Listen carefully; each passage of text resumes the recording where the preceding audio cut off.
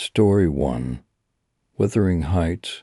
Wuthering Heights, not to be confused with Wuthering Heights, the work of literary genius of the same name, though T. Hat is what it is named for, is not an experience I would wish upon anyone. I would like to say this clear and loud. By providing the instructions, I am most certainly not suggesting that you, reader, nor anyone else, ever play this game. That is not a game. However, there will always be those who feel they can change fate, feel they are above such safety warnings, feel they and they all one have immunity to the types of things most of us shudder at the thought of. If you are one of those people, you are an idiot, you are reckless, and you will pay dearly now that you have been warned. Let us discuss the rules. This game is to be used for those who wish either to gain a woman's affection or destroy a man. Unfortunately, the gender identities of the subjects cannot be SW-hitched, though the gender identity of the player is inconsequential. However, though the game will get you what you want, there is a price. A terrible price. Before you play, I beg you ask yourself one last time, is it worth it? Yes, it is. Marvelous. Let's begin. Instructions. 1. Begin by purchasing a brand new, never before read copy of the novel Wuthering Heights by Emily Braun.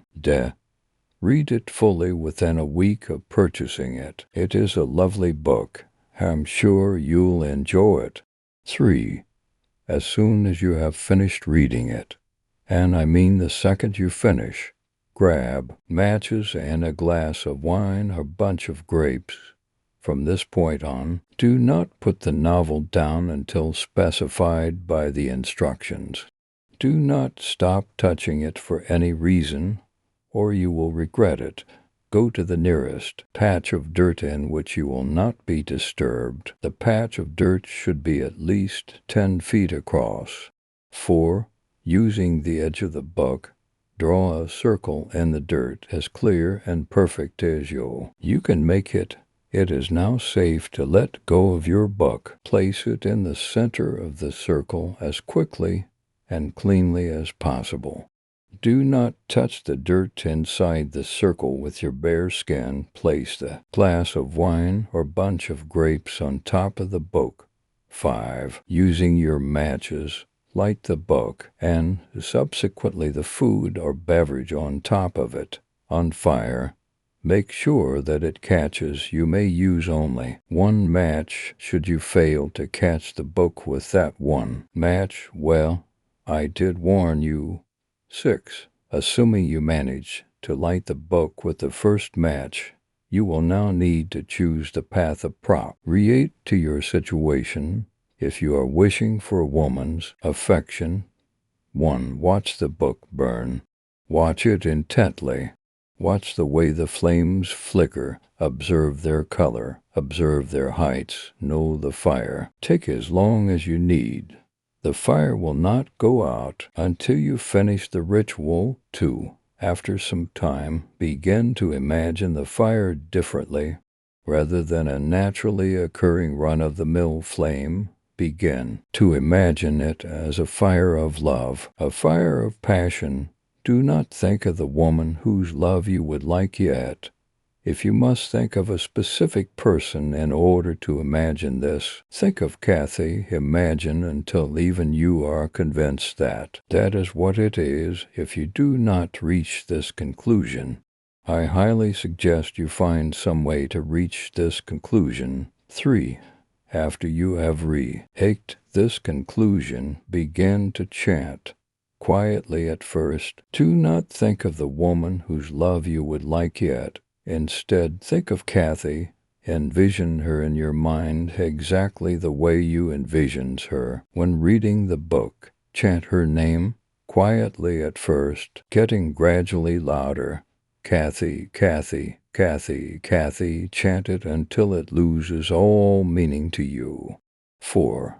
after it loses its meaning, switch seamlessly and without a fuss to chanting the name of the woman whose love you would like. Change your mental image to her, too. During this time, do not take your eyes away from the fire. Chant her name till you are screaming it very quickly. Chant it until you feel her filling your body, until you can see your relationship unfolding in your mind. Then and only then should you stop. 5.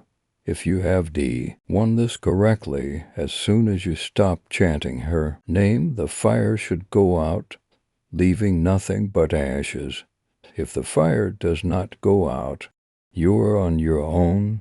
If you are wishing for a man's death, 1. Watch the book burn. Watch it intently. Watch the way the flames flicker. Observe their color. Observe their heights.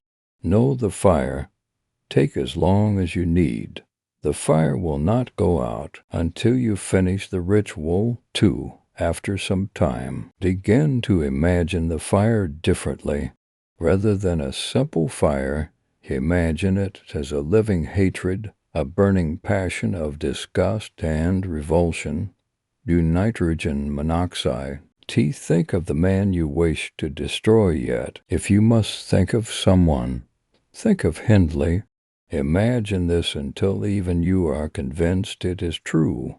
If you do not reach this conclusion, I highly suggest you find some way to reach this conclusion. 3.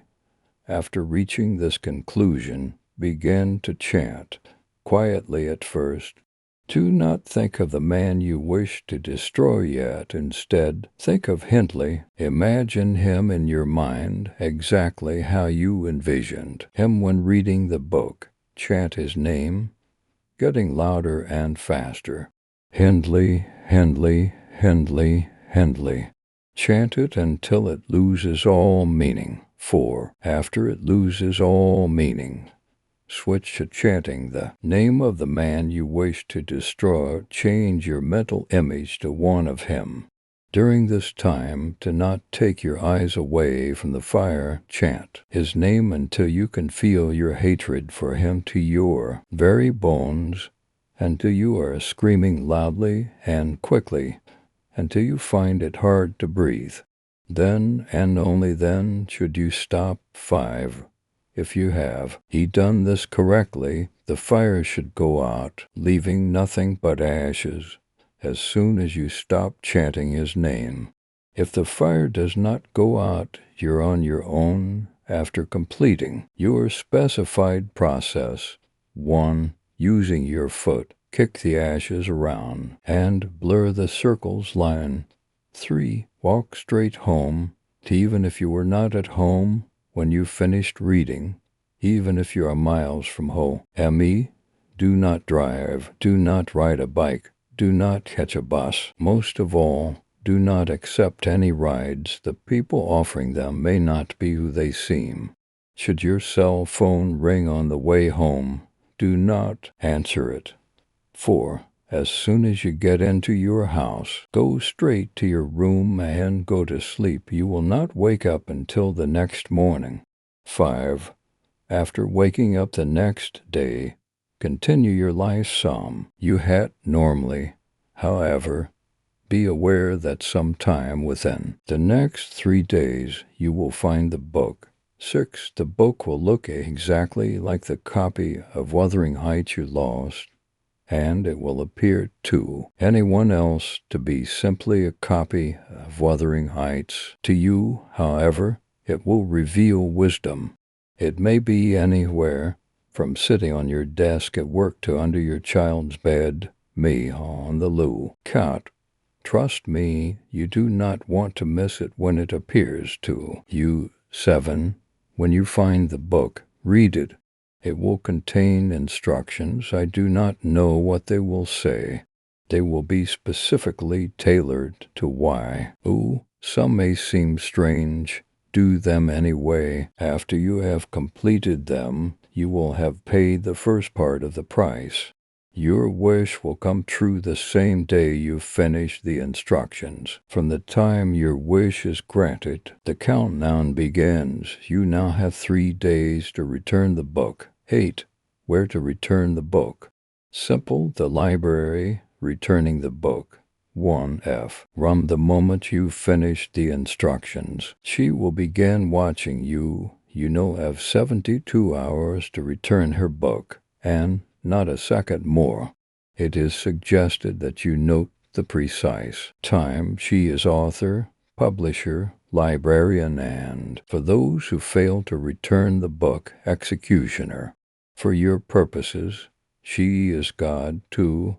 The library will not look like a typical library, and it will not be visible to you unless you do this part properly, as it not being visible to you would be really bad. Never getting good again, kind of bad. I suggest you make a good effort to do this part properly first. You may do nothing else until you locate the library. Do not eat, do not sleep, do not go to work, do nothing but wander about, looking for it. Do not drive or ride a bike, walk. 3. You will know the library by one indication only. Something about it will seem off. Perhaps you're familiar with the air and don't recall ever seeing it, though it looks old. Perhaps the edges seem to curve or blur together. Perhaps the color seems wrong. Perhaps it gives an uneasy feeling. Note that it will not necessarily look like a library. It could be a shack in the woods. Make sure that you do not fail to find it within 24 hours, for she is watching, and she will take you if you do. And no, you cannot dissuade her, for once you have located the library, and you are absolutely certain it is the library, enter it. Enter it as soon as you have identified it. Do not close the door behind you. It will seem very small inside, particularly in relation with its outside size. There will be only one thing within it, a wooden table. Place the book on the table firmly. 5. State out loud, clearly and slowly. It is done. 6. Why? You will feel a wind blow through your hair. Continue to chant until it stops. It may get stronger. Do not stop chanting. You may feel a presence behind you. Do not stop. You may feel faint. Do not stop. The world why begin to spin or change colors? Do not stop. 7. After the wind has completely stopped, back away from the table, making sure to keep your eyes on the book as you back out the door. State loudly and clearly once more, it is done. Thank you, Emily. Do not forget to thank her. 8. After you are out the door, turn around. Make sure you cannot see the library. Walk straight home. Indeed, do not look back as soon as you enter your own home. The game is officially over. 9. Are you still alive? Congratulations, you win the prize, as I am sure you will agree with now having read it. Wuthering Heights is a fantastic book. I do not need to stress this anymore, do I? It's been printed and read millions of times since its original publication in 1847. However, one thing dear Emily never mentioned to anyone is that she placed a curse on the book. Emily was an incredibly intelligent woman, widely regarded as one of the most intelligent of her time. Wuthering Heights was her masterpiece. It was a work of literary genius, something only a true intellectual could write. Unfortunately, Emily was both a product and a prisoner of her time period, unable to publish it under her true name. She was forced to publish it under a man's name, Ellis Bell. No one would ever know the true author until long after poor Emily had perished, withering away. knowing she would die with not a soul knowing her greatest feat, with all who knew her thinking her nothing more than a simple-minded girl. Emily cursed her novel, and all who read it, mumbling out instructions to access her fury with her last breath, thinking no one was listening, but someone was.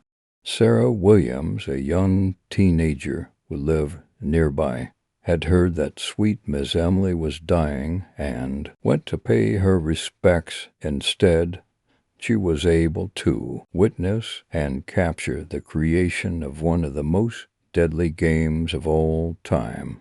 Not wishing to play the dangerous game herself, Sarah left the instructions in a box where her grandson found them and passed them on.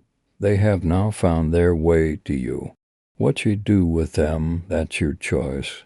Don't make the wrong one. St. Aura 2, Colorado fishing trip. Our trip started in late February as my 3 friends, John, Steve, Max, and I drove my truck deep into the backwoods of Boxwood Gulch to follow the North Fork of the South Platte River. Steve owned a cabin up in the back country, so we left my truck there and began our 57-mile hike into the wooded terrain following the river.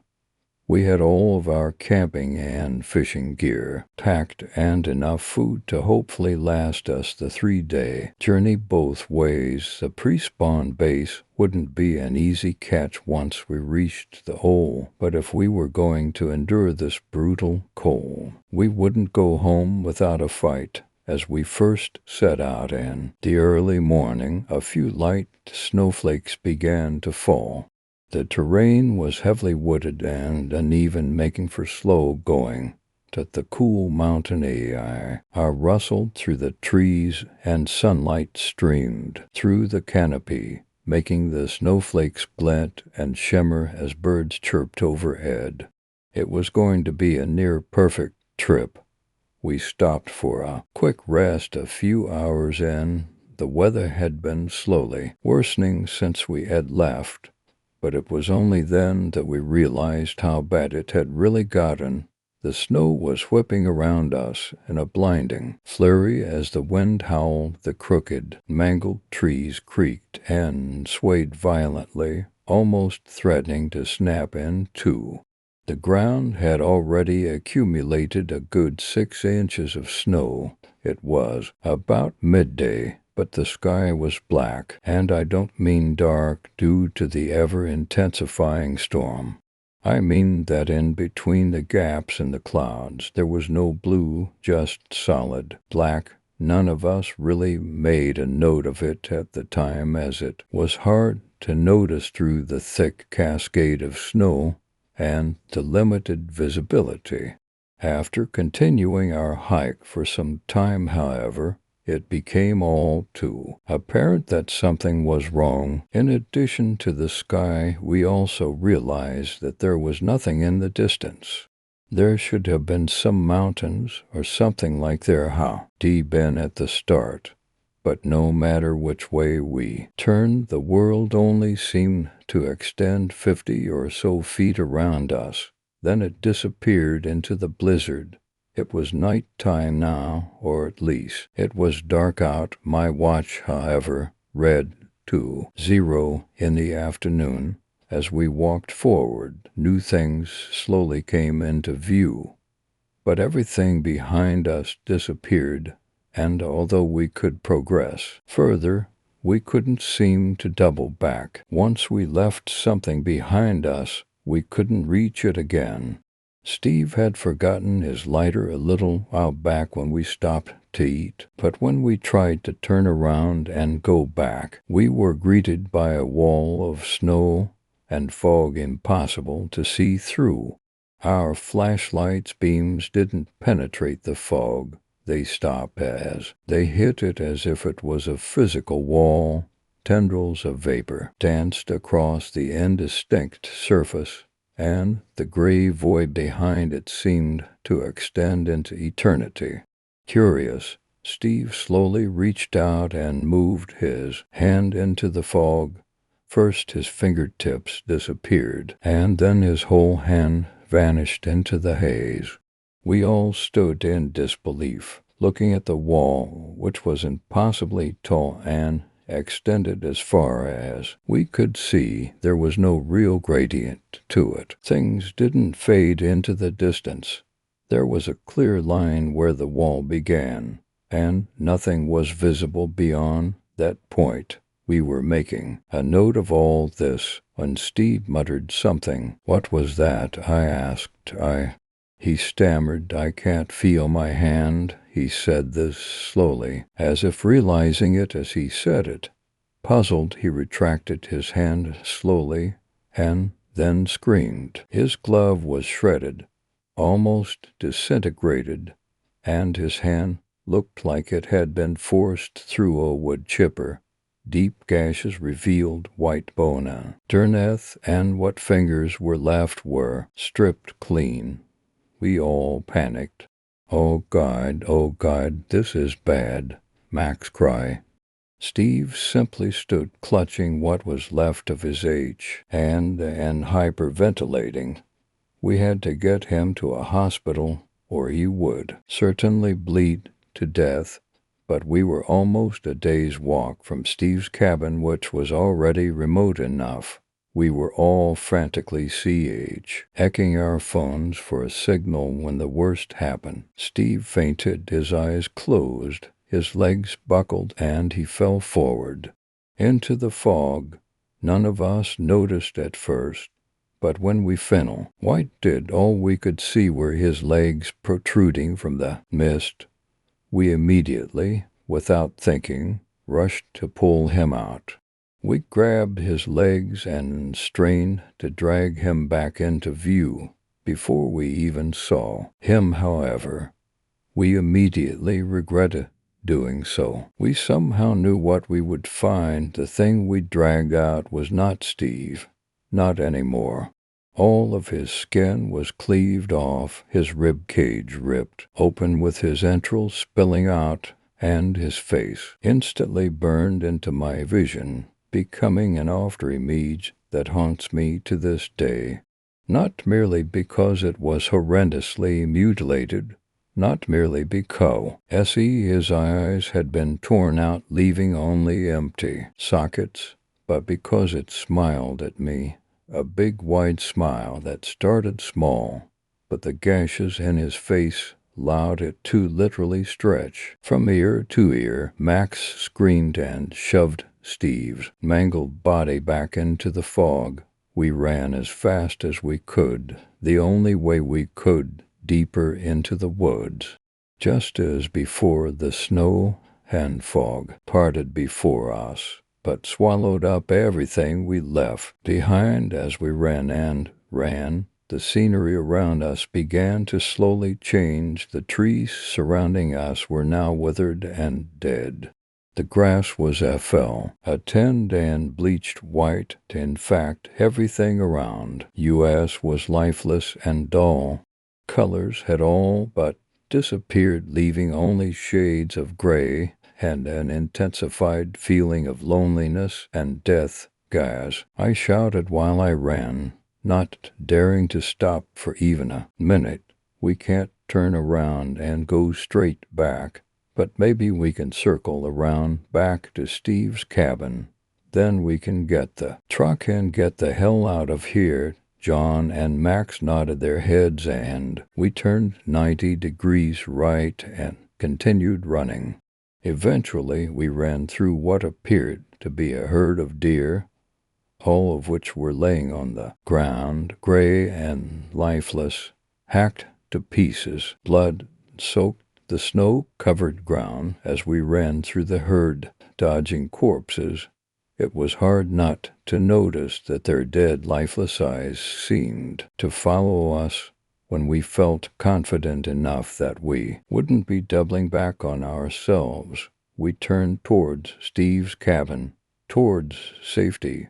We ran for at least another hour, until, however, none of us could run any longer. Our bodies simply wouldn't allow it, and we were forced to stop. After some time, Max, John, and I managed to get a fire going despite the snow and damp. Tender, we had hoped that it would bring some sense of warmth and security, but we were wrong. The flames were a bright orange hue, leading some color into the grayscale world it clearly did not belong, nor did we the longer the flames crackled and popped. The more we began to hear something, distant and quiet at first, but slowly growing closer, louder, and more numerous. A chorus of blood-curdling wails and moans soon filled the stagnant air around us, focused on the fire and pretending to be safe, mesmerized by its beauty.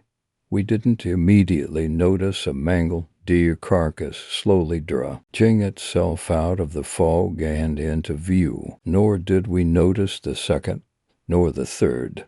Finally, we snapped out of our trance just in time to scramble to our feet in terror as a myriad of different animal carcasses clambered out of the fog. Drawn to the strange light of the fire, we were intruders in their world. I was paralyzed by fear, unable to breathe. The corpses moved with a surreal and broken haphazard toss of limbs, as if poorly animated puppets. I turned to my friends to find that they were no longer beside me. They had taken off running, leaving me behind. I turned around to run after them, but something grabbed me by my shoulder. I didn't need to turn around to know what it was. I could tell by the hand gripping my shoulder, a hand that looked as though it had gone through a wood chipper. I flailed and managed to free myself before it could get a good grip on me and took off running. I didn't look back. No way did I want to see that face of what was once my friend. I could no longer see John or Max, and I assumed that they must have been ahead of me. But I was the one with the keys to the truck, and Steve had the keys to the cabin. They wouldn't be any safer if I couldn't meet up with them. So I ran faster, and for longer than any human could possibly do under normal circumstances. Fina lie after God knows how long. I could faintly make out a structure in the distance. It was the cabin. I felt a twinge of hope. The wails continued to ring out in the night air, but I seemed to have a lead on them at the time I reached the truck, unlocked it, and jumped inside. I scanned the area for Max or John, but could see neither. I couldn't just leave them, but I couldn't wait forever either. I sat, sweating and shaking nervously as the wails grew closer and louder. I had just about made up my mind to leave when I could suddenly make out someone sprinting towards me.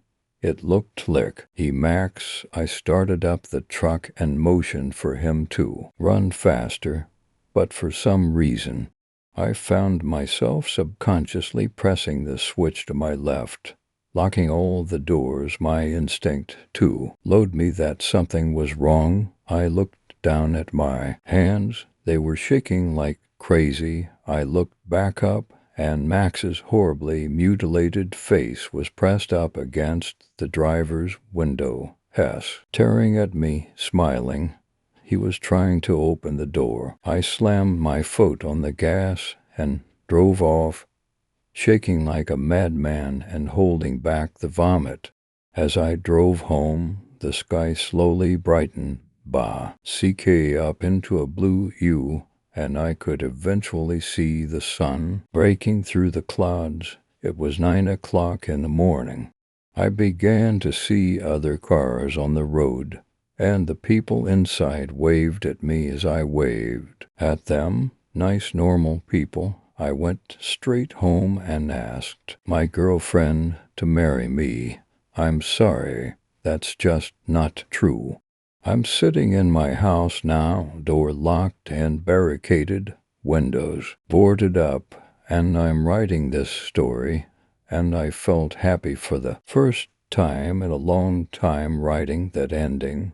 I hardly even remember what a blue sky looks like, but I just wanted to picture it in my mind. One last time, I just needed to imagine a happier world, because in reality, that's not how it ended.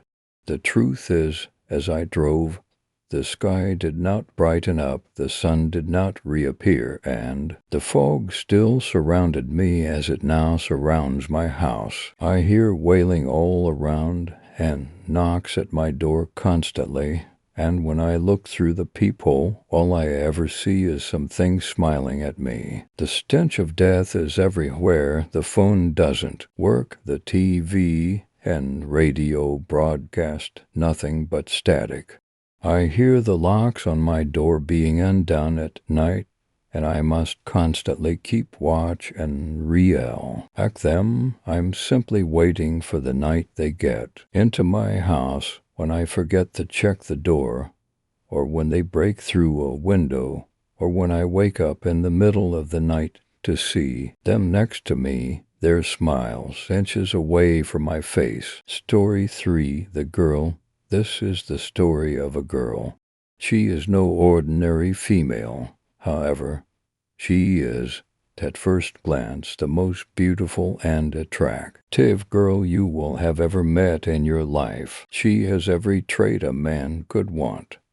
She has a magnificent body, a wonderful personality, an unbeatable sense of humor, a kind heart, and she is extremely intelligent.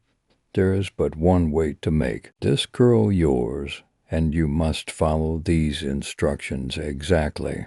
It may seem a simple task, but it is far more treacherous than any tall anorexia. I see man with a complexion condition you may ever come to face in the woods, or any pale-faced 17-year-old choker fanatic you could ever have the privilege of seeing at the foot of your bed. Know this girl is much different. There are 8 steps you must follow precisely to make this girl yours. So precisely, in fact, that I would advise you to take this with you when attempting the trial. 1. Make sure it's her. You don't want to be performing some mystical trials you found on the internet to some random chick you thought was hot. She often roams outside flower shops, jewelry stores, and beauty salons, mocking those earthly and mortal possessions that will never be as valuable or fair as she. This girl will appear, as I stated before. She changes with every man or woman to whomever she meets. She will be the most attractive person that individual could ever dream of upon approaching said woman. Even her age will change to match the exact date, hour, and second of your own half. Rodite herself wields no chance of competition. She will be wearing, regardless of the season, a light blue loose long-sleeve shirt. She will have on black skinny jeans. The clothing does not have a brand. She is wearing 2 diamond earrings and a bracelet with several colored pearl cubes on the loop. Every cube is a different color. 2. Approach her confidently. This is crucial, and I don't mean that as in you'll frickin' die if you don't, but she may wave you off. All women like a confident man, especially the perfect one. When you get to her, provided that you look confident and douchebag confident but enough, she will simply look at you and await your first words. You must utter this sentence exactly. I have come to earn the perfect partner. Does she accept my trial? If she does, she will simply state the trial has been accepted. It shall begin at local restaurant name at 8 p.m. If she does not, she just rejects you. If you are rejected, you will never see this girl waiting outside any store ever again. She will leave your life completely, because although you thought you had chosen to interact with her, it was really she who had chosen you. You will, in turn, spend the rest of your life seeing every other girl as nowhere in comparison. You will live an existence of regret, depression, and self-destruction. 3. First date, you must arrive at the restaurant by 8 p.m. or you will never see her again. Don't worry about reservations or anything. They are already placed. When you see her, be casual, confident, and friendly. It wouldn't hurt to look good either. Don't worry about the mystical talk anymore. Everything from now on will be as if she was just a normal date aside from a few exceptions later on. Be casual, funny, considerate, happy, and charming. Have fun. But above all, do not make her sad. To know how to get around this, ask her what elements of this world bring your soul pain. He will list you everything that makes her unhappy, angry, sad, depressed, and just plain not happy. For the next 9 dates you will need to know these. Feel free to list them as she tells you. It is cruelty. You don't make her upset. If you do at any point, skip to the end, for you will have set up a second date by the end of the first one. If you didn't, then you have the wrong mythical girl, because this one will have set a second date. Do the same as the first, just have fun. You may have noticed by now that she never seems to smile. She may smirk, but she never smiles. She even seems to laugh without smiling. This comes into play later. After the date is when things are at a make or break spot. She will tell you this: the time is right. Commit me. She will then Washington. LK away as if nothing happened. Do not follow her. You must get back to your living quarters, house, condo, apartment, mansion, box, oh shit, whatever you live in, as quickly as possible. When you get inside, you will find a book and a vial full of clear liquid. Take these to a window where the moon is visible. Open the book. It will be full of pictures of the girl. In every photo she will look sad and depressed. If you look closely, you should see small pearl trinkets, much like the ones on her bracelet, sitting next to her in the pictures. At the back of the book will be a photograph of the girl wearing what she was on the day you first talked to her. She will look neutral, not sad nor happy, but neutral. Open the vial of the clear liquid on that picture. Drop 1 drop of the liquid from your fingertip onto where the girl's heart is. Then take another drop and place it on your chest where your heart is. You must then douse the window with the rest of the liquid while the moon shines. Make a circle with the liquid with the moon at the center and stand in front of it. You must then say, I commit myself to the perfection and the perfection to me. Let the bond commence. A single beam of moonlight will shoot through your window and hit you in the chest. As you fall backwards, you may feel a slight sting as the liquid drop literally absorbs into your heart. The liquid D on the picture will also absorb. If you go back to the picture now, you will notice that you are standing beside her in some generic cute couple pose. She will still seem neutral, but as long as you complete step 5, that will not stay for long. 5. You will receive a call on your cell phone sometime in the next week. If you don't own a cell phone, you'll be shocked to notice that you do now. It will be her. Her contact will be listed as whatever name you find most desirable. The number she calls you from will be 1. That's it. She will ask if she can come over and watch a movie.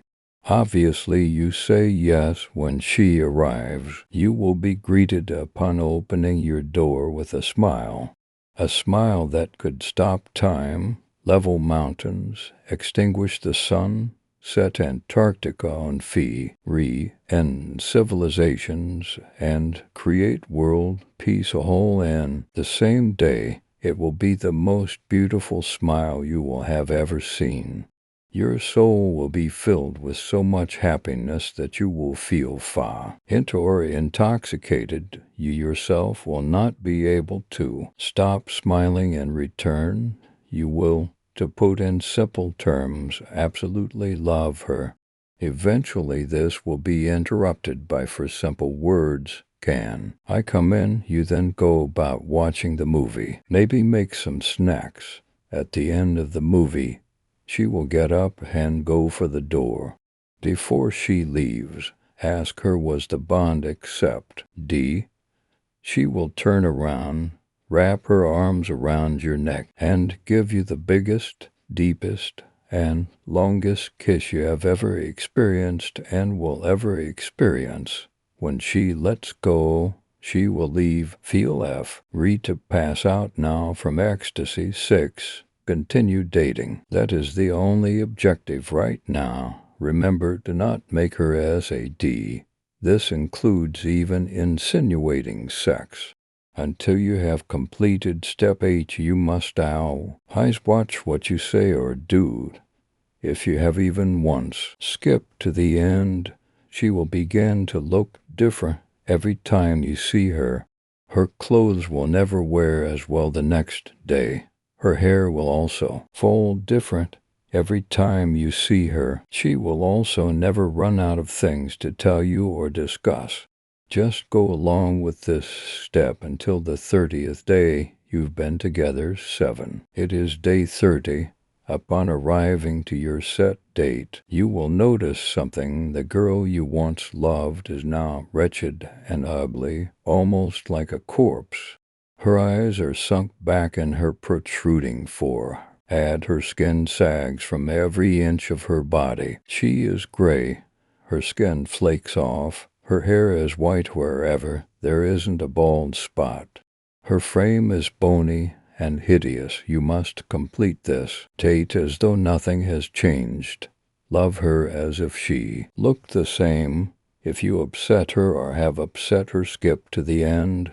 It is the true love trial. Get past the looks and find he are beautiful anyway by the end of the date, and you will be fine. When you take her outside after the date, you must kiss her once for at least 3 seconds on the lips.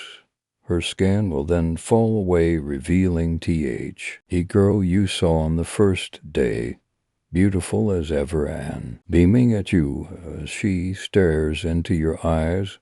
Feel free to kiss her as passionately and as long as you want. Under the full moon it will be full. 8. The final day in your test has arrived. You will know because you will awake and your heart will be glowing. Literally glowing through your chest. You're not Iron Man. Don't get excited. She will call you on your cell and say, now is the time of reckoning. Are you prepared? At this point, if you answer yes, things will proceed. If you say no, then you will never see her or hear from her again. She will arrive at your house on the beginning of the next hour. She will enter and head straight to the bedroom before you ask. Yes, this is exactly what it sounds like. Follow her. She will undress. You should follow. Then get down to business. When you both are done, the glow in your chest will become extreme, knocking you both out. When you awake, you will be infatuated with the girl and she with you. This will wear off slightly after about a month, but you will always remain in the honeymoon phase. You can now say whatever you like. She is yours and you hers. Enjoy your life. If you made her sad before step 8, get to your home as quickly as possible. If you haven't put the liquid in your chest yet, then you need only burn tea. Book that is laying on the table. If you have, then this is where it gets tricky. You have to stab yourself in the heart. Literally breaking your heart will disable the bond you must also burn the book with. The pictures in it. Keep the blade in the wound, too. Keep from bleeding to death and call 911. If you fail to burn the book and break your heart, if needed within 1 hour, the girl will break down your door. Her hair will be jet black, along with her eyes and fingernails. She will be wearing nothing.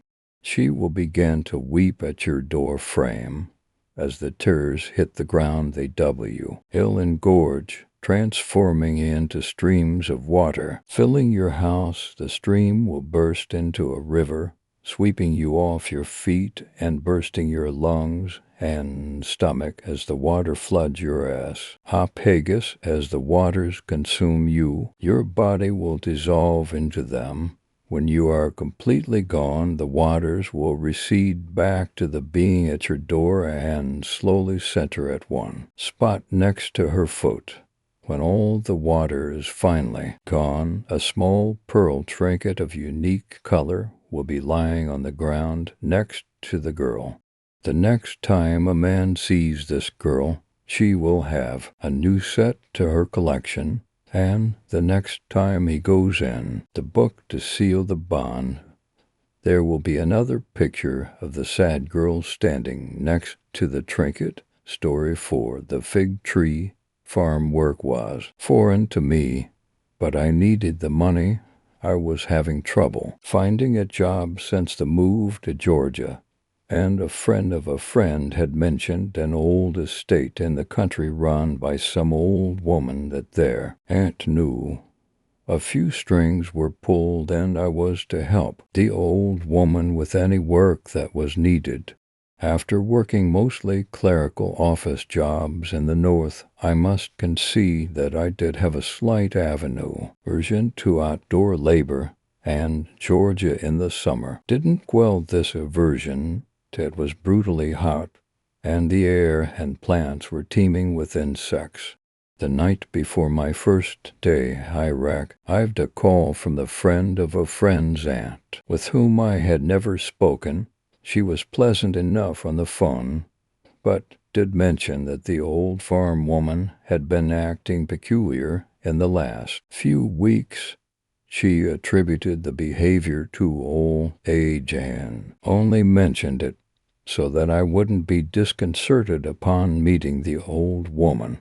The call seemed out of place to me, as I had never spoken to this lady. Was the old woman so far gone as to require prior warning? When I arrived at the farm, it was apparent that little care went into upkeep, and by my estimation the grass and weeds were overgrown by weeks. I poked into the dusty garage area and was startled by an old woman standing at the rear of the room. She was obviously waiting for me, and my entrance triggered a sort of slow, shambling gait toward me. As she grew closer, I noticed a marbled, mossy glaze over her eyes. I voiced a greeting that went unreturned. The woman spoke very little, but when she instructed me to pick figs for her, she spoke as if she was uncomfortable with her own vocal ability, and her volume and tone wavered inconsistently. This was odd, I thought, but was reminded of the phone see. All from the previous night. I had never picked figs before, and the woman silently showed me how to pick the ripened ones from the bushy, dome-shaped tree. She left me to tend to other farm matters, and I was alone, picking figs in the blistering heat, a bucket in my left hand, and a straw hat on my head to keep some of the sun at bay.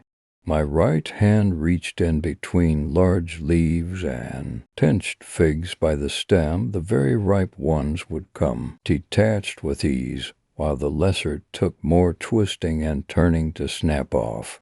There was no way to pick these without having your body and face inches from leaves and branches. More often than not, the figs would bleed a sticky, milky liquid from their stem which would ooze onto my fingers. It was beginning to attract different kinds of flies to my skin that, combined with the noisy crickets and hoppers, was enough to drive anyone mad. The alternating stutter of their screeching wings was so obvious, and when you're alone, it can drown out your thoughts. My left arm grew tired of holding the bucket as it filled with plump figs. The sun penetrated my thin cotton shirt, and I could feel sweat beads running down my back and legs. I could lick my lips and taste salt on my mustache. Sweat beads are indistinguishable from the light tickle an insect creates when it scurries up your limbs. How could I know whether or not a fire ant or spider wasn't there? I found it best to swat at every tingle. Despite the annoying bugs, I continued to pick figs, but my bucket didn't seem to be filling, and the minutes passed. Hike days, slow and methodical. I wasn't sure if the heat was making me delirious or if I was just tired of picking figs, but I began to feel uneasy and unstable. The world behind me fizzled, and I fell. Like the fig tree, the bugs and I were the only creatures to exist. Each fig bleeding its milk onto my fingers as I picked it, and each branch shuddering in pain and with rancor when it hasty its fig. That's impossible, I thought. The tree cannot feel when a fig has been severed and stolen from it. The inferno in the sky baked my arms and neck. My thoughts wandered as I watched my forearms cook in the sun, my face contorted reflexively to a little green fly biting my other hand. I slapped my hand, but the fly escaped. I was not sure how long I had been standing, staring at my arm, but I turned my head to look for the next cluster of figs to pick. The inside of the tree's dome was dark. Somehow the blinding sunlight didn't penetrate the canopy. The crickets and grasshoppers were still screaming for what? Why were they always screaming? For moments I felt as though I was being screamed at. A portentous whale, little tiny legs and bodies would unnervingly scuttle past my peripheral vision. When I tried to focus, I turned around to gain some perspective, but the sun stabbed my eyes and forced me to shield them until I felt a prick on my ankle. I slapped the spot on my leg and lifted my pants, but did not see a culprit. As I squatted, bent over, I slowly lifted my gaze to the fig tree. Inches from my face, in between two leaves, on a branch, was an arachnid. Opilions, the daddy long legs. It sat facing me, and I gazed for what seemed like minutes. What is it doing? Why is it sitting so still in the same spot? I studied it, the way it suspended from those hair-thin legs, its body, a small control room for the entire entity. What an odd creature, I thought, until I caught a glimpse of its eyes, pitch black, and moving and unwavering onyx were those black beads, looking back at me. That isn't that ridiculous, I thought.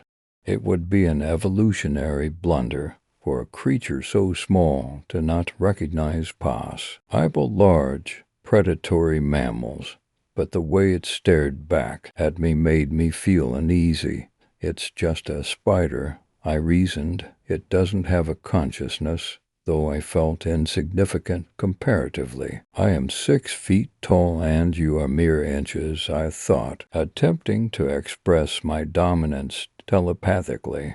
My confidence was a facade, though, and the spider saw through me. Every twitch in my face, every micro-expression I express, the spider recorded and noted. I am imperfect. I am faltering and insecure. The spider watches me with supremacy and assuredness, and a better for the tree. I try to stand and focus on the task at hand, picking figs. My eyes shifted at every scurry in my periphery. My legs felt sore, and my heart raced. I approached the back side of the fig tree, which was hidden in the shade of a large maple. But I felt little relief from the sun. Each little green fly, like a tiny hypodermic needle, sucking blood at my expense.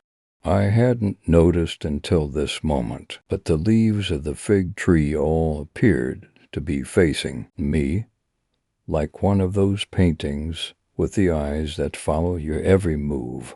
Why was it so dark inside the dome? The leaves were menacing sentinel, cosmic, judgmental extremities analyzing my being, tallying up the number of fruits I have stolen without asking. I don't need permission. I contemplated.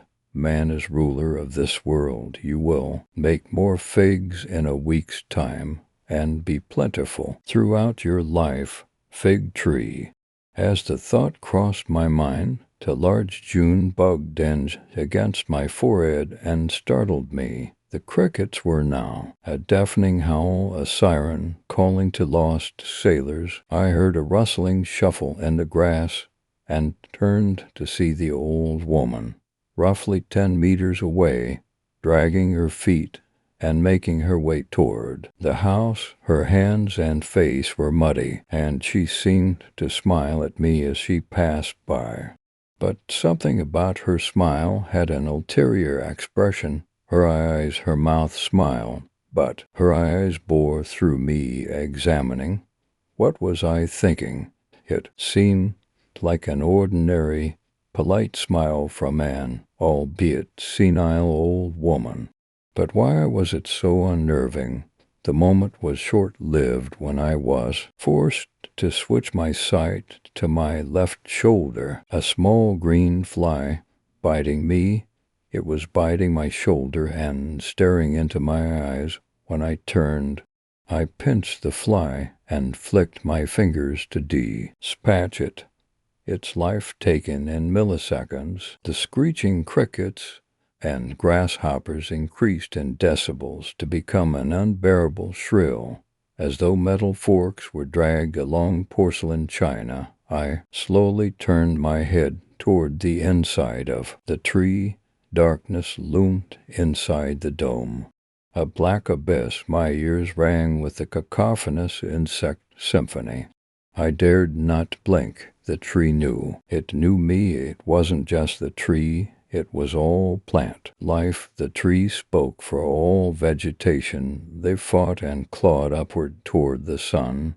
Their purpose was war and survival, and their means were any. In my mind I pleaded, it's just figs, only food. For us, I haven't violated you. My peripheral vision caught an unsightly horror. I turned my head and met the gaze of a spider. This couldn't be the same spider. I thought I was on the other side of the tree. Its legs were perched on an emerald leaf. My eyes could not move. I could not look away. It stared into my pupils. The ancient anti-wisdom of 1,000 gods watched me through its eyes like a hunter sees an unsuspecting doe through their scope. I scratched and raked at my oppressively itchy arms. The heat made my sweaty skin sticky and irritated, but I dared not oppose the spider. The fig tree commanded the flies to bite my skin. The spider was its rifle scope. The tree was choreographing the entire dark dance. I am the spit. I am the tree. I am nothing. This is dread and terror. Its figs are precious seed, and I am a villain. My mind spun, and my eyes fixated. My entire body felt a pressure building, heat and pressure like a thick boiling ooze filling the inside of my abdomen and flowing through my veins until my brain eventually pops. The spider watched and surveyed. I am imperfect. I am insecure. Spiraling conical darkness eroded my vision until it burst into a watery, fish-eyed perception. I felt inhuman. I was paralyzed by what I saw thereafter. My legs quivered, all of them. I was looking at a thin man, a mustachioed man wearing a straw hat with what can only be described as evil in his eyes, glared at me. I was looking at myself. What am I standing on the ground felt? Too lofty, like a green ribbon attached to a post. All of my legs scrambled and my body bobbed like a fig on a thin branch. How is this possible? I am the spider. A twisted grin on the man's unblinking face appeared, and his hand reached out toward me. I tried to run, but my 8 limbs were clumsy, and I was petrified by what I saw. The man's eyes had the same mossy glaze the old woman's had. His fingers pressed on my entire body until I felt different again. I can't really describe what I saw next, because it isn't that I saw in the traditional sense of vision via IEBA LLs, but I perceived a marbling swirl of light. I could feel the air, as if a chain-link fence could feel a light breeze gently push through it. I could not move. My body felt composed of stone or wood. I could feel them all over me. The insects. My God, I thought I've become the tree. The hordes of insects were crawling, squirming, and tickling my extremities, making homes in my nooks and crannies, and slithering around my roots. How is this possible? I cry. How have we switched places? What kind of dark magic did this tree harness? I felt my figs being forcibly removed by something like having a band-aid or a cuticle slowly ripped off. I lamented. What kind of twisted justice is this? My branches bled. This is the waking nightmare. The verdant wraith. Story 5. The Father. When we are speaking of the supernatural, of the disturbing, of the grotesquely weird and disgusting, we consider only the monsters themselves. We see the twitching limbs and sharp teeth, death and the despair and the heart-stopping terror of the moment of death. We rarely look past this into the real question and mystery. I could spend all day debating back and forth about any number of spooky topics, but I want to take a moment to discuss something else. Recently, I was going through a dusty old corner shop near where I live. It's a small antique business, and I've found a couple jewels there before, and for bargain prices.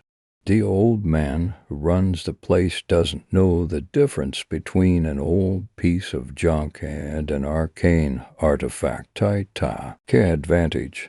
But what I found there on this day was a stack of old books stacked haphazardly on the counter, as if they had been tossed down. Without a second thought, I started going through the pile, expecting to find a few old story books, maybe a diary at best.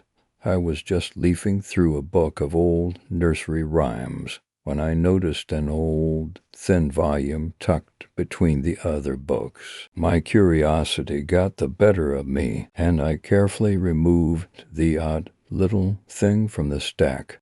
Made out of worn leather, it wasn't more than 15 centimeters in height and couldn't contain more than 100 thin pages. I was unconvinced this was anything more than a short novel or someone's old notepad.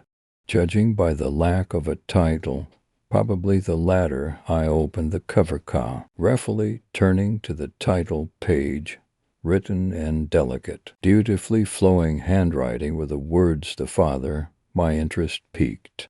I carefully lifted the thin paper and turned the page. To my surprise, I found a short verse for lines long, with no title and no author's name. From mother's womb we did not come, Father's hand is what was done to heaven. S-gate we did not crawl, into the deeps we did not fall. I knew that this was not just any old children's rhyme. There are no nursery poems which dismiss the mother of the child so quickly and easily. It's usually, listen to your parents and do what they say, obey God's will, and you will be rewarded. This little verse was clearly saying just the opposite. I closed the book, taking it up to the counter. The man gave me a strange look when he saw it, like he was wondering what a young person like me was going to do with such an old book. He just shrugged and let me buy it after a minute, but gave me the look again on the way out. It was like he was judging my personality. I drove home, eager to investigate the rest of the book's contents. I wanted desperately to know what the verse meant, and though perhaps the idea might be made clear by the rest of the writings. About 10 minutes after I opened the book at home, however, I was even more confused than before. Each page of the book contained a verse of poetry, and each poem was of similar style and voice, but I couldn't make heads or tails of it. With fires blaze and ices chill, in darkest night and deepest still, he comes to those closed to death and finds the souls he likes best. Now, what do you make out of that little piece? Does it make any sense? It didn't to me, and I gave up and went to bed after an hour or so at it. Leaving the book on the table, I figured I would be able to figure it out in the morning. I dropped off almost immediately and found myself in a strange dream. I'm in a gray-walled room, standing against one of the walls, as if I had just stepped through a doorway. All around me is perfect frozen silence, not like anything I've heard before. It wasn't the pregnant pause at the theater of the soft silence of falling snow.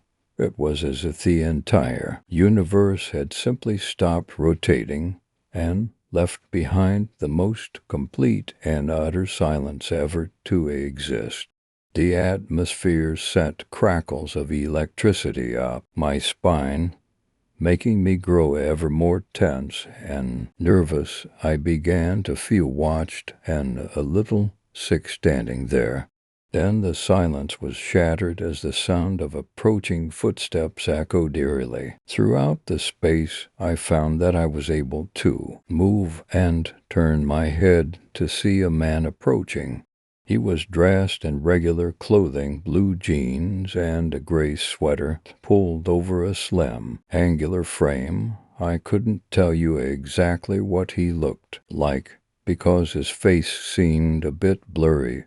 It was as if he weren't a real person, just an idea.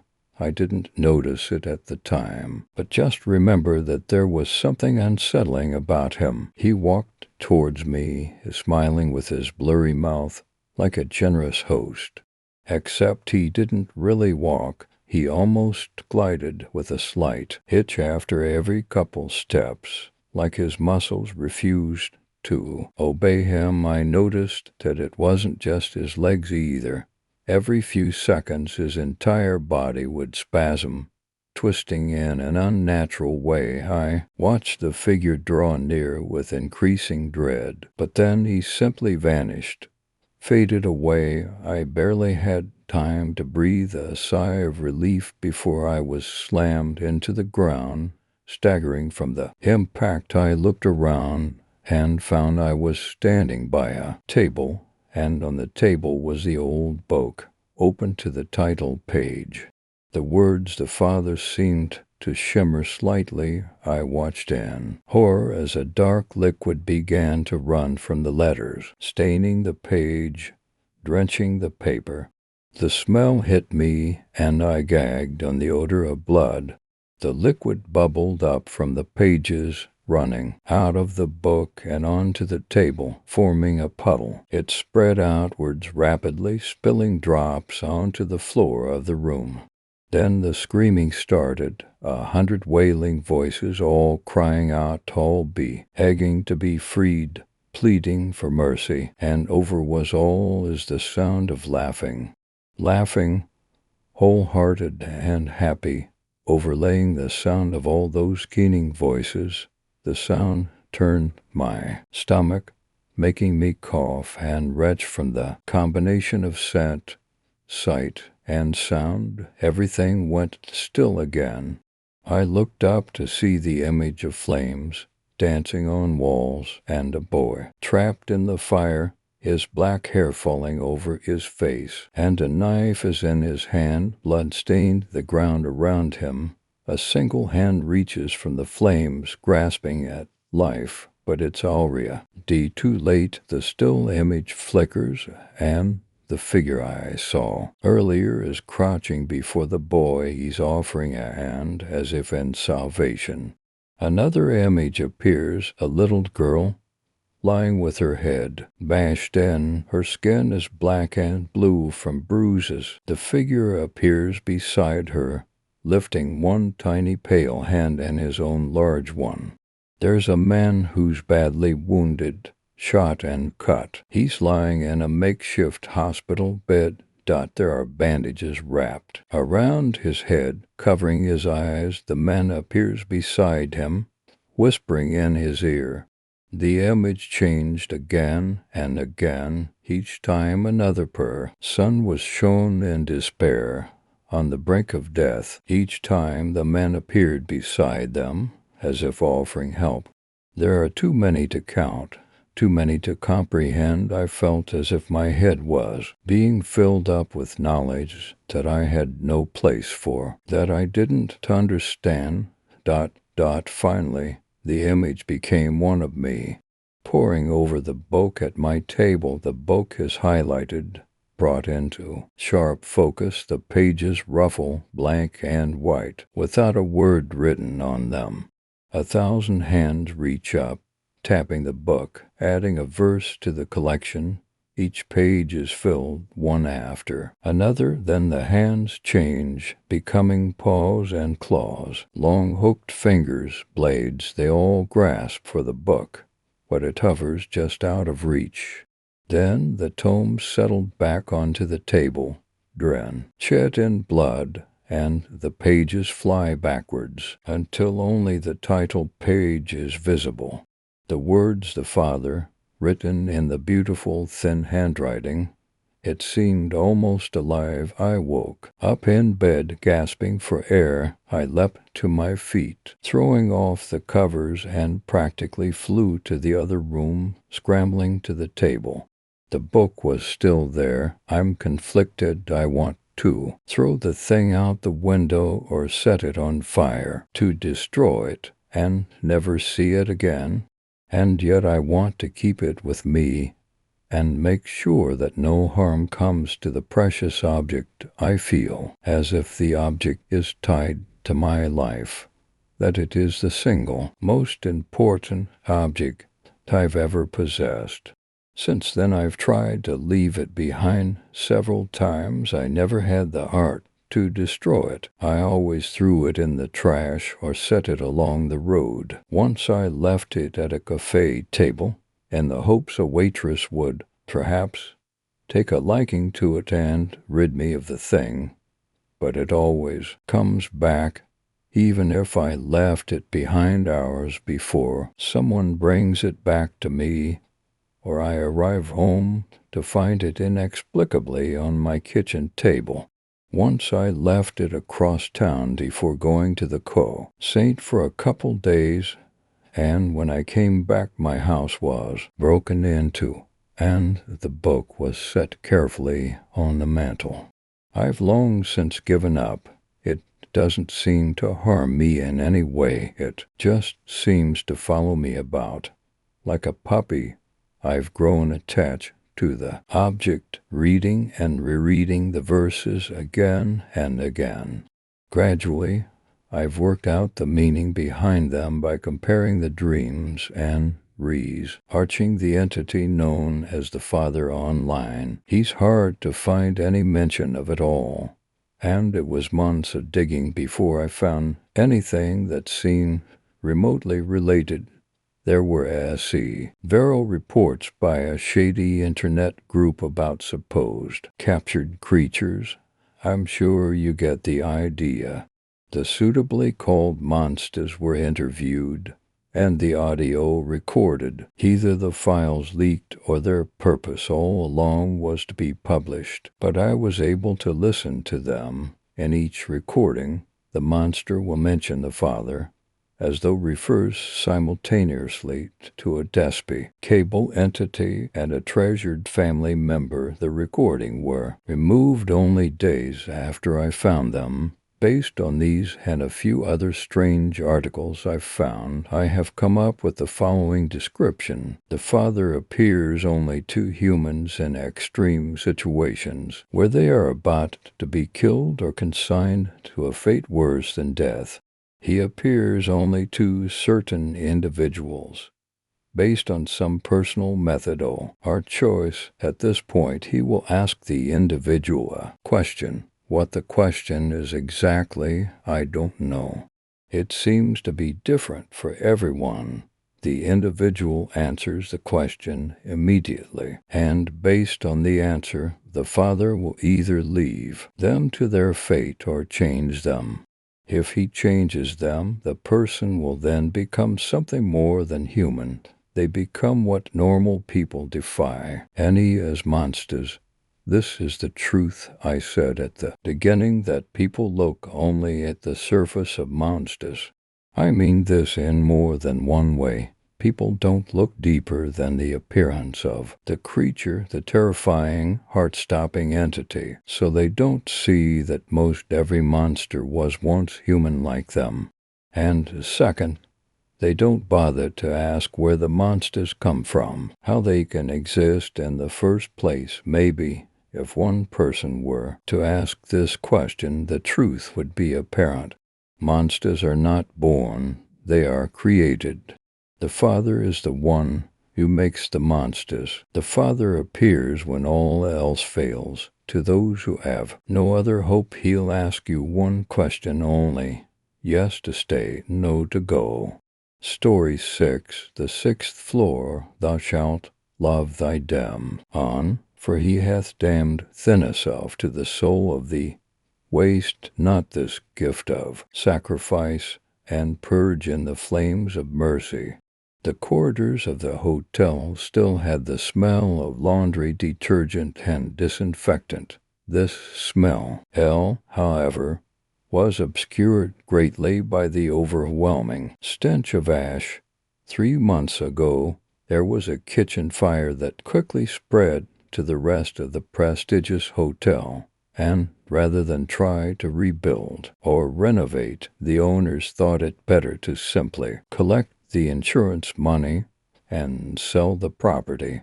No one died in the fire, but that doesn't mean there aren't any ghosts to haunt the charred halls. It wasn't difficult to get into the place, about as hard as ducking under some yellow caution tape and kicking in a locked door.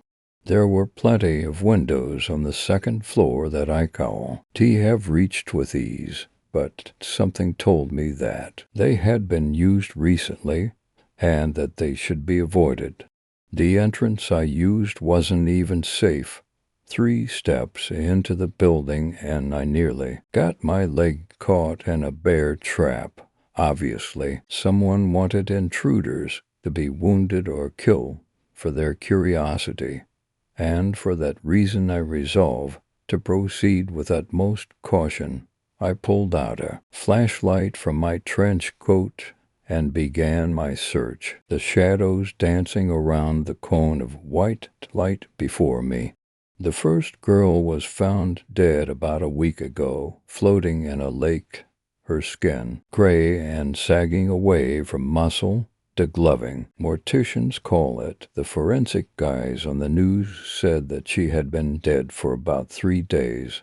her throat slashed open and joints be broken at sharp angles. The reason she was floating was because her lungs and stomach had not been flooded with water, and the skin slippage around her ankle allowed her corpse to loosen itself from the sea under block that had been weighing her down. The next day, when the lake was trenched for more evidence, 3 more girls were discovered at the bottom, each in a state of decay that could make even a sewage worker vomit. The city panicked. There was a killer on the loose, every man a suspect, every woman a potential victim.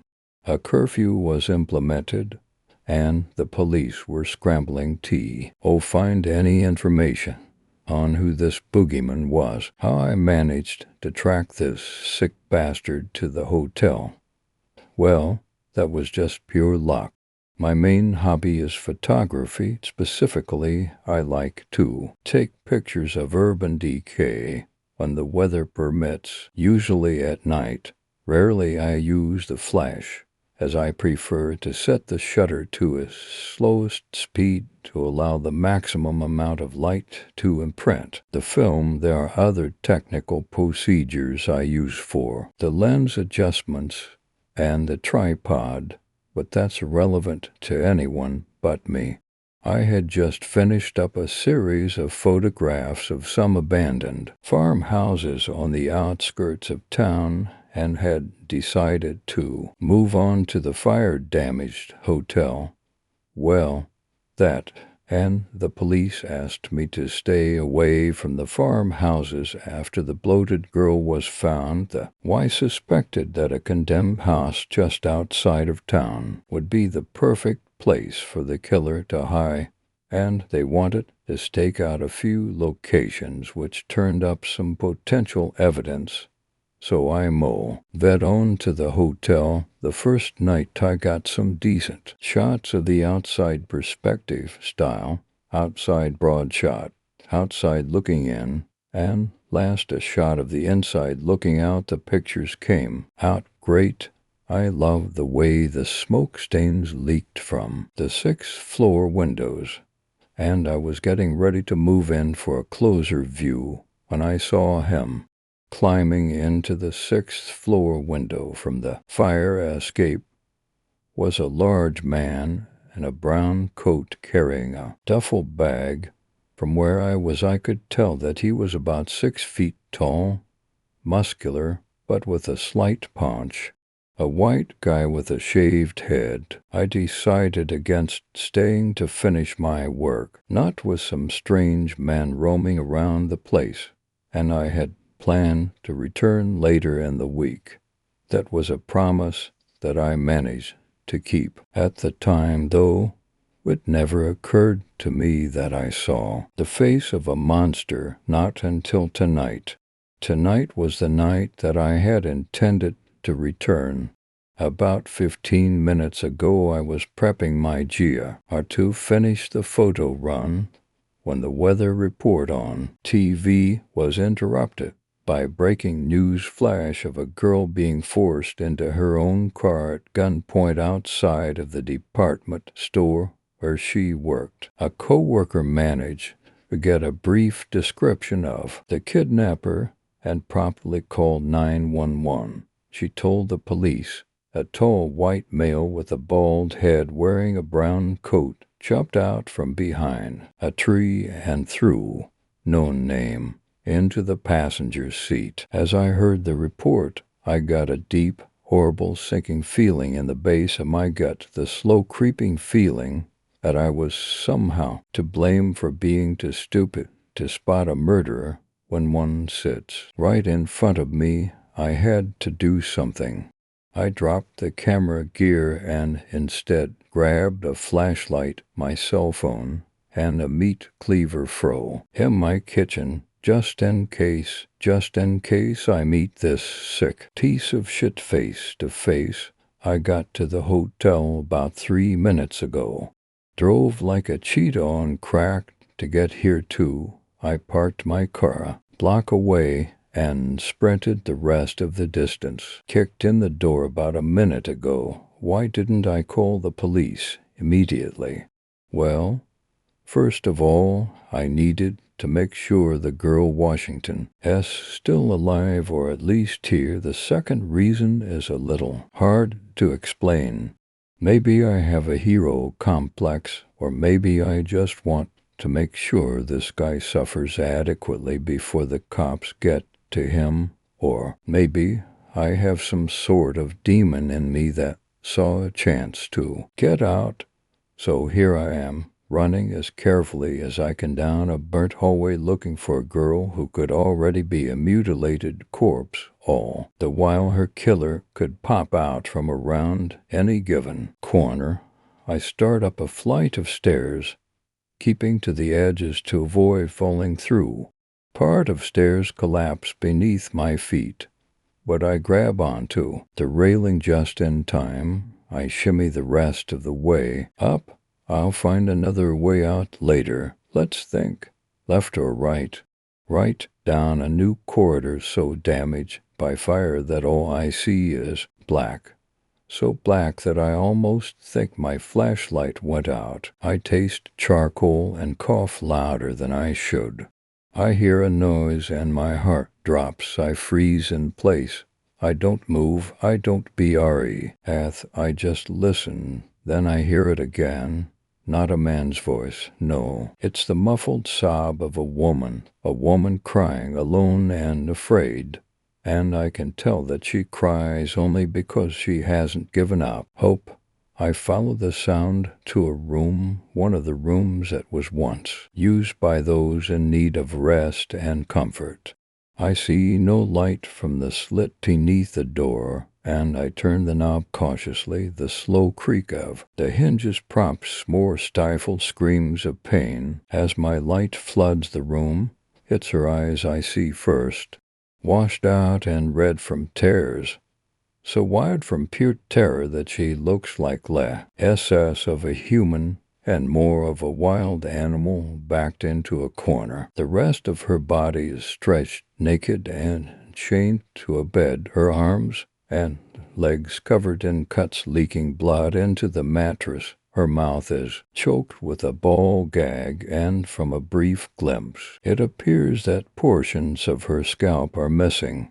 Without a shadow of a doubt, she has endured obscene agonies within this last hour. She starts snorting and struggling when she sees me. What have you? The desk next to the bed is littered with pliers and knives, but no key. I check the bathroom, nothing. Then I notice the orange-X tension cord leading from the window to a pair of floodlights in the corner of the room. He brought his own light source. But why risk it? I ask myself, turning away from the corner. I focus my attention on the closet. It was as I walked towards the closet door that the lights in the corner flickered to life. He's coming up the fire escape. Fast as lightning, I fling myself into the closet, while simultaneously punching 911 into my phone. I get a hold of the dispatch officer just as I close the door behind me, leaving just enough of a gap to see the bed. What is the emergency? The voice on the line asks. The missing girl from earlier tonight. She's in the hotel on the corner of Street and 6th floor, room number 5B. Send an amble. Hence, I rush every syllable through a hushed panic and hang up before the officer can ask any follow-up questions. I haven't heard the window open yet, so I still have surprise on my side. My heart beats like a hammer. A bead of sweat rolls down my brow. Adrenaline saturates every muscle. The tension stretches time across a slow-motion frame. Finally, after what felt like 1,000 years of waiting, I hear the window open, followed by 2 heavy footsteps, one after the other, and a short grunt. My fingers grip the handle of the cleaver, while I hold my breath. Now I can't see the girl the man is blocking my line of sight. but her agonizing nose is pick up again. I want to rush him now, but there's a voice in my head telling me to wait. It's a voice, but also not a voice, more like a D-E-P, rasping feeling of hatred. The words are unclear, but the meaning is inherent. It wants me to wait for the man to move closer to the closet. I hear the clicks of padlocks and footsteps turning towards the closet. I don't know what's in here with me, but it's something he wants. I raise the cleaver above my head. His hand reaches for the doorknob. One heartbeat, then two. The rasp in my head screams for the moment to come. It screams for what it wants. Story 7, The Shepherd Cane. My girlfriend and I have this special spot, this nice little place that serves up food, drinks, and amateur stage performances. They named it the Stage Harbor Dinner Theater. It used to be a loading dock, but what was once a place for blue-collar grunt workers is now a quaint setting to showcase local tea. Alan, Rachel and I first laid eyes on each other there, and have made it an unspoken rule that we return at least once a month. We love the open mic nights. Our small town doesn't seem to have many serious artists, and yet we have one person with dreams far larger than those of its simple residents, Jeffrey Buttfellows. He aspires more than anything to become a comedian. For years we have watched in discomfort as Jeffrey leaps out from the red curtains, all smiles and self-assurance. He joyously grabs the microphone and proceeds to tell the unfunniest jokes imaginable. His intentions are so sincere, his confidence so undeserved, and the setups so horribly timed, that even laughing out of politeness is impossible. Most of the audience has become exasperated at this point. W.H. and ever his rusted Ford pickup truck can be seen in the parking lot. The dinner theater loses business. His show's always in the same fashion. Whenever he's getting overly heckled and hissed by the audience, this old-fashioned vaudevillian shepherd's cane reaches out from the side curtain and pulls him away by the neck. The audience usually gives this shepherd's crook lavish applause as soon as it hooks him. That stick has undoubtedly saved Jeffrey and his spectators from further humiliation on countless occasions. I liked Jeff, though. A true artist with absolutely zero support. He's able to go out there and shoot for his dream. Even his own lack of improvement doesn't discourage him. I believe if all Joes had his kind of ambition, we'd be a world brimming with genius. My admiration changed a few months ago when Rachel and I were celebrating our 3-year anniversary. We bought a bottle of champagne and waited for another lousy attempt by our persistent stand-up. Rachel had on a screaming lemon dress that may have been a little too revealing for her plump form. Perhaps it was that dress that had garnered Jeffrey's attention that night, for that evening a cool play of drunk frats from the city were at the club. I suppose they had even less patience than us locals. They would interrupt Jeff with, "This guy sucks giant hippopotamus balls," other times they'd simply scream. Next, one even threw a bottle at his head. Talented comics can handle hecklers with devastatingly vicious comebacks. But as you know, Jeff was not a talented comic. Realizing his mate, Riol, was unfit for these city boys, he looked around for something he could make funny. He saw it. Rachel, all for feet 11 and to 120 pounds of her. He started making fun of her size. She was silent and chuckled quietly with poorly disguised hurt on her face, while the rest of the audience roared with laughter. This went on for 20 agonizing minutes, as if he'd been planning it in his head all these years. Eventually he exhausted himself of fat jokes and moved on to more neutral subjects, which left his listeners hot and bothered.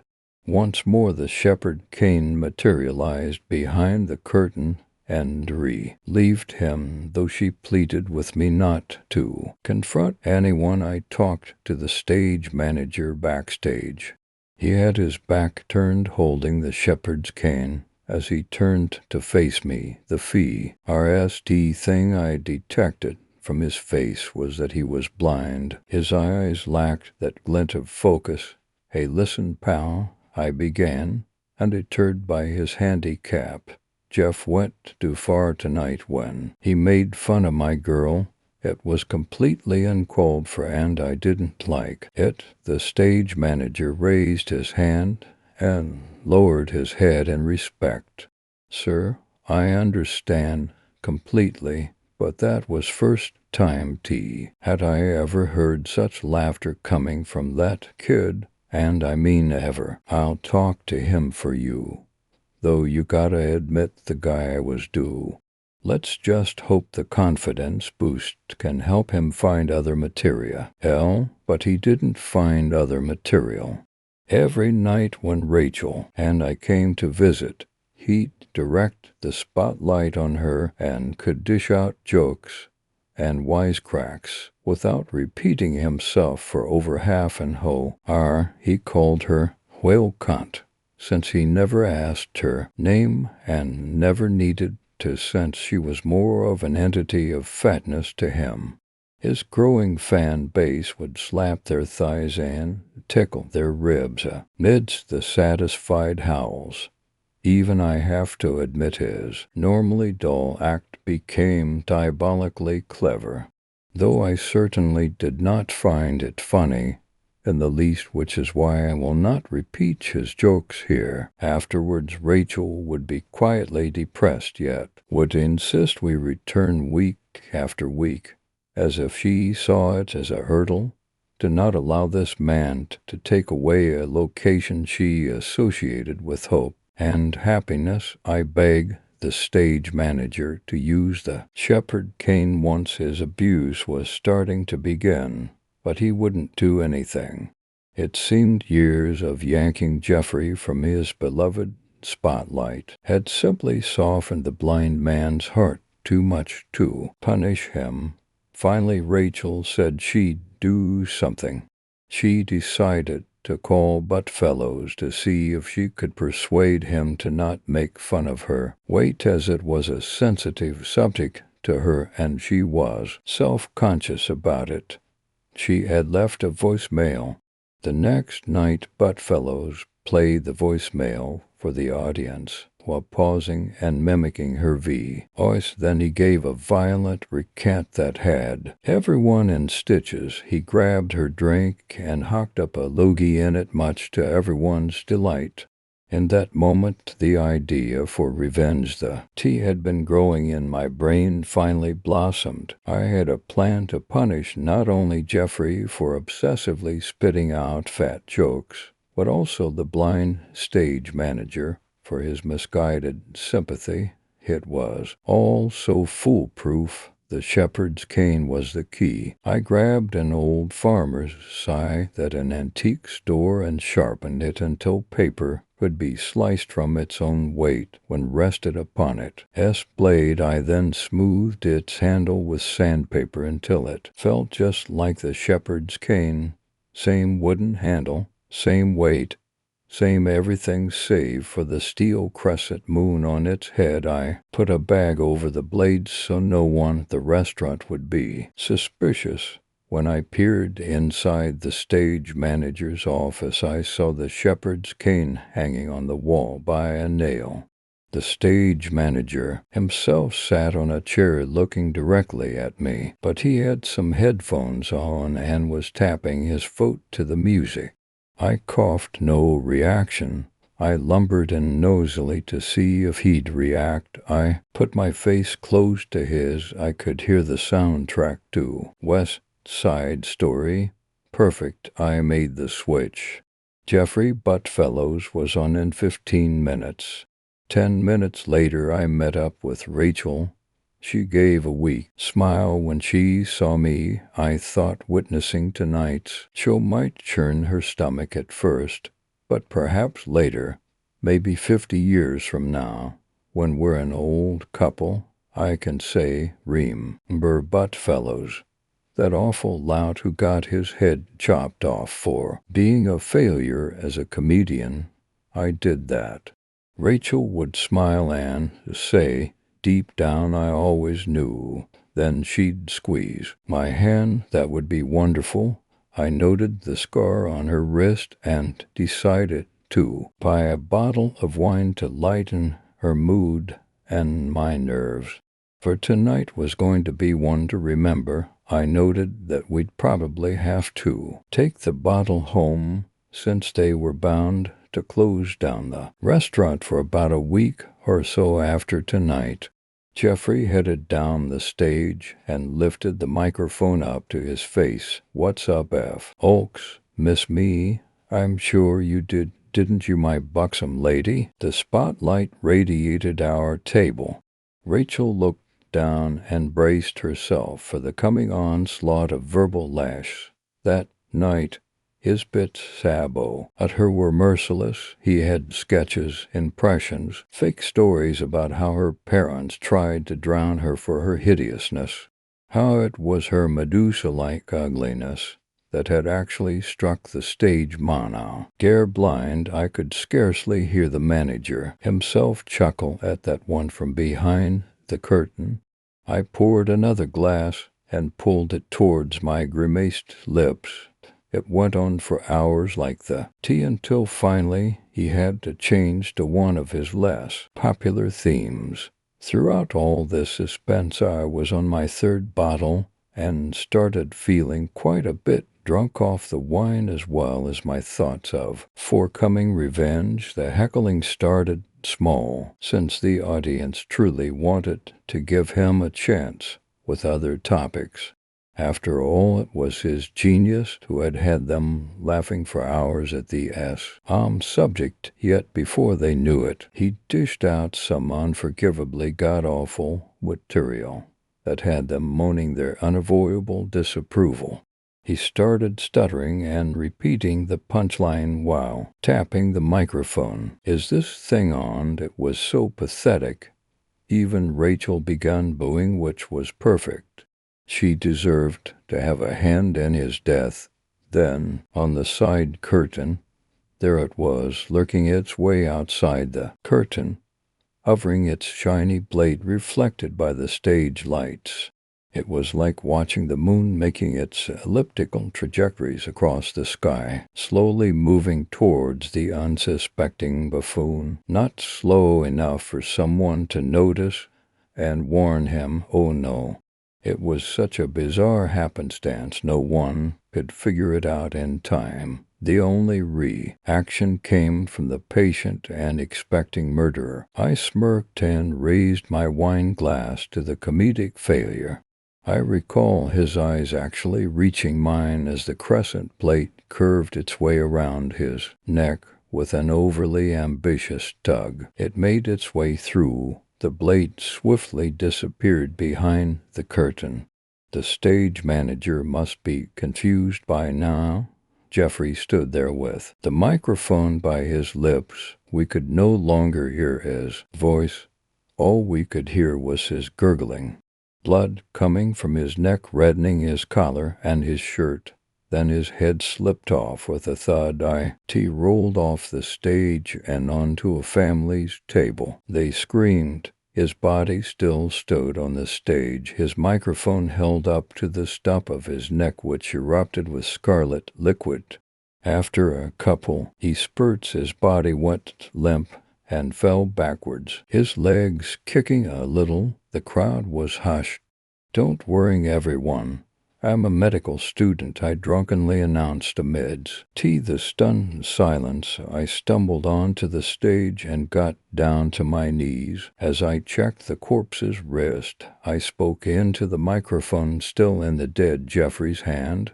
it's too late. He's dead, perhaps out of fear and disbelief over what they had just seen. The audience actually laughed. A few were still gaping, however, but eventually they started laughing too. Maybe they thought it was a magic trick. I suppose I got a high off of the initial laughter. He'll never get ahead with that sort of material, right? Silence. Too soon I guessed.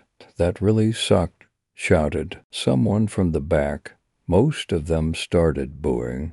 I noticed a pair of female twins in their teens from the family table were gazing at Jeffrey's pale face. His mouth was open and his left cheek was caked in gravy. His eyes darted around in confusion until they finally rolled. In the back of his head, the twin shrieked again. "What's the matter?" I grabbed the microphone from Jeff's dead fingers and stood up. "Oh, come on, girls, you should know at your age that a little head can be a good thing." The audience continued to groan. The father threw an apple at me. Even Rachel shook her head in disappointment from that last one. Suddenly I felt something sharp encircle my neck. My blood went cold, for I knew what was next.